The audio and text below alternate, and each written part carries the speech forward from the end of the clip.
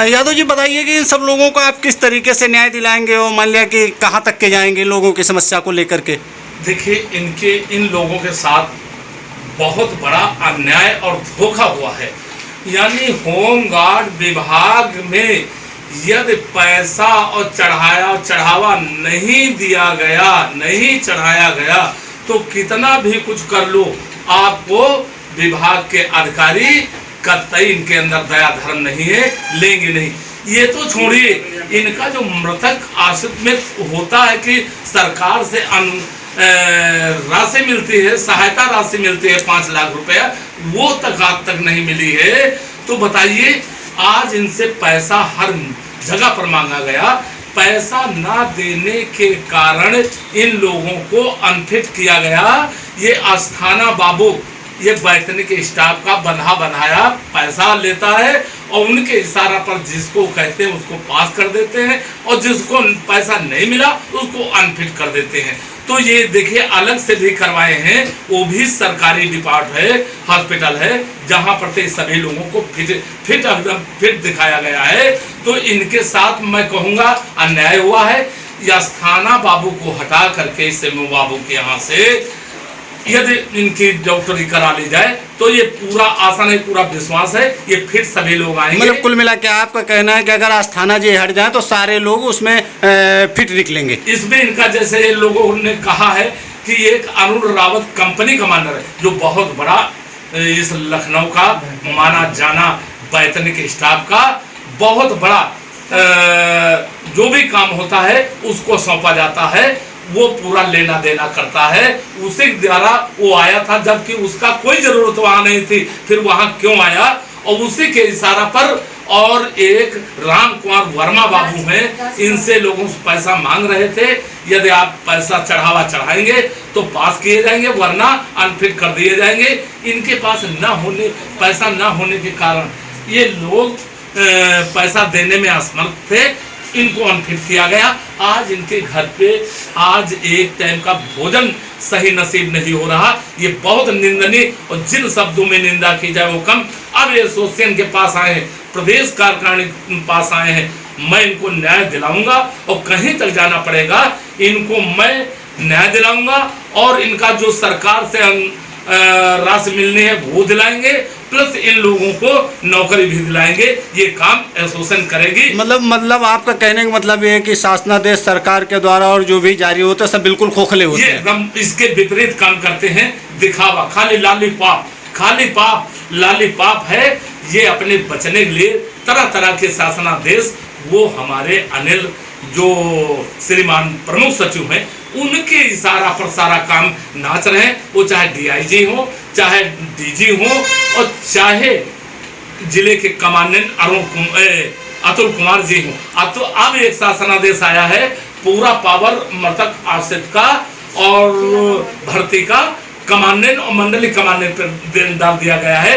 ये बार बार वहां गए हैं तो वो कहते हैं हेडक्वार्टर जाइए, हेडक्वार्टर जाते हैं तो डीजी और डीआईजी कहते हैं अब वो पूरा पावर कमांडेंट और मंडली कमांडेंट दे दिया गया। इसमें हमारे ये मृतक आश्रित के परिवार के सदस्य पीछे जा रहे हैं, परेशान हो चुके हैं। इतना साल इनको हो गए दौड़ाते, इनके दया धर्म नाम की चीज बिल्कुल कतई नहीं, इनको पैसा चाहिए।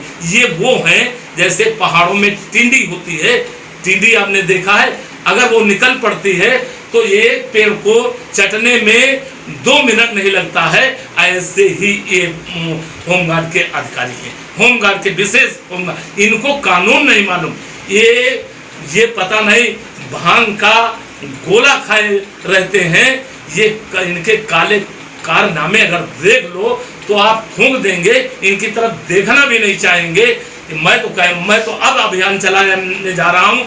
जो ये संपत्ति बनाए हैं ये अधिकारी लोग, ये होमगार्ड के खून पसीना की है, और जहाँ जहाँ इनकी संपत्ति बनी है हम लोग चिन्हित करेंगे, ये हमारे जवानों के, वो कब्जा हम लोग करेंगे और ये एसोसिएशन अपने कब्जा में लेगी इनकी, या तो ये उसका विवरण देंगे कहाँ से ये संपत्ति अर्जित किए हैं।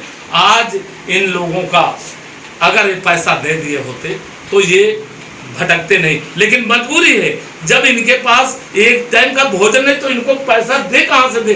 अब इनकी जगह पर दूसरे लोगों को भर्ती कर लिए हैं बाहर, 4-4, 5-5 लाख रुपए।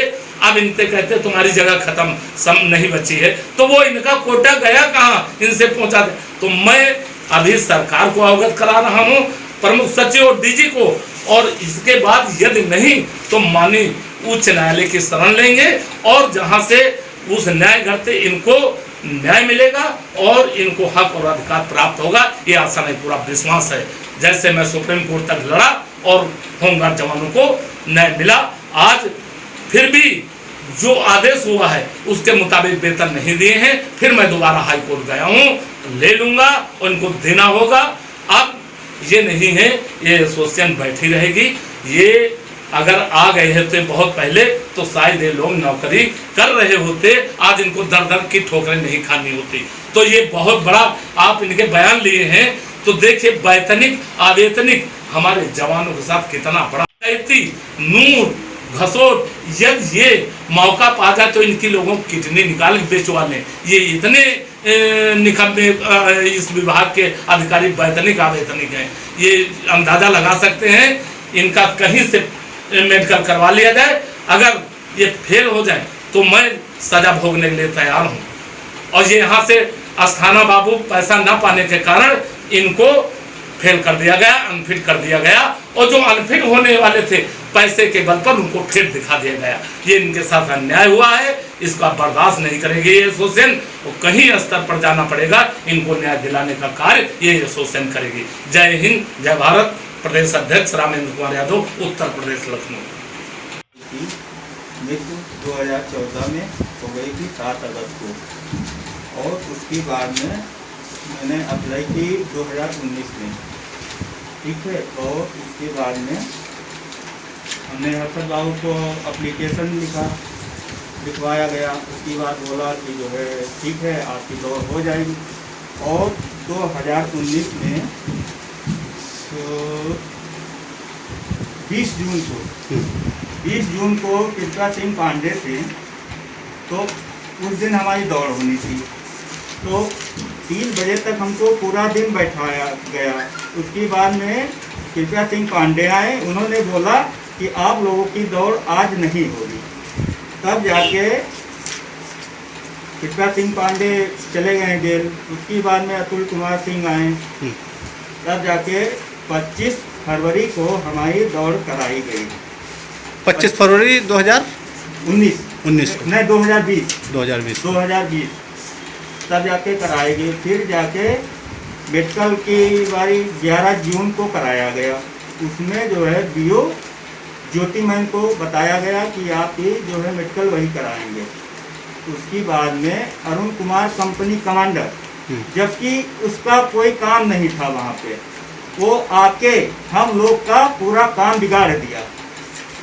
संजय अस्थाना से मिल गया, उससे बोला कि 30-30 हज़ार रुपया ले लो सबसे, तब जाके इन लोगों का मेडिकल पास कराया जाएगा।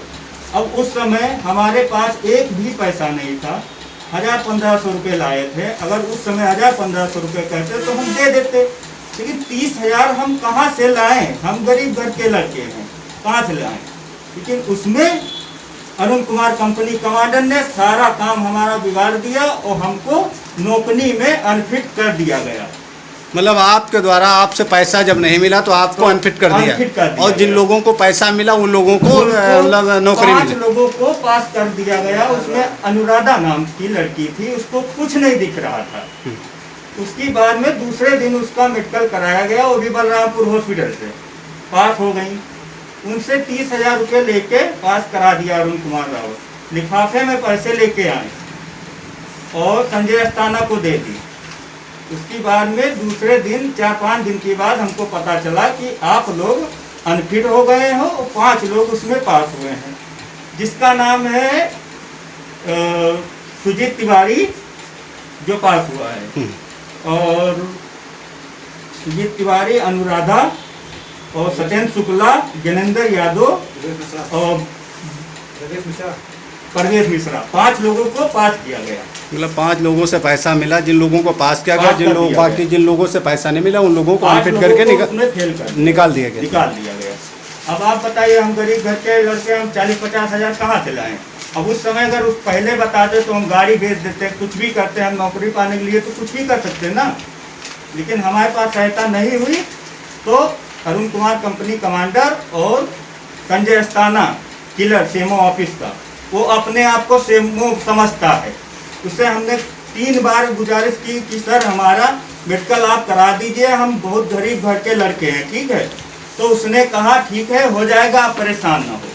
लेकिन वो अरुण कुमार कंपनी कमांडर बराबर उससे फ़ोन पे बात करता था कि इन लोगों का मेडिकल ना कराया जाए। 40-50 हज़ार रुपये डिमांड कर रहे थे, मैं नहीं दे पाया, मेरा मेडिकल नहीं दोबारा कराया गया।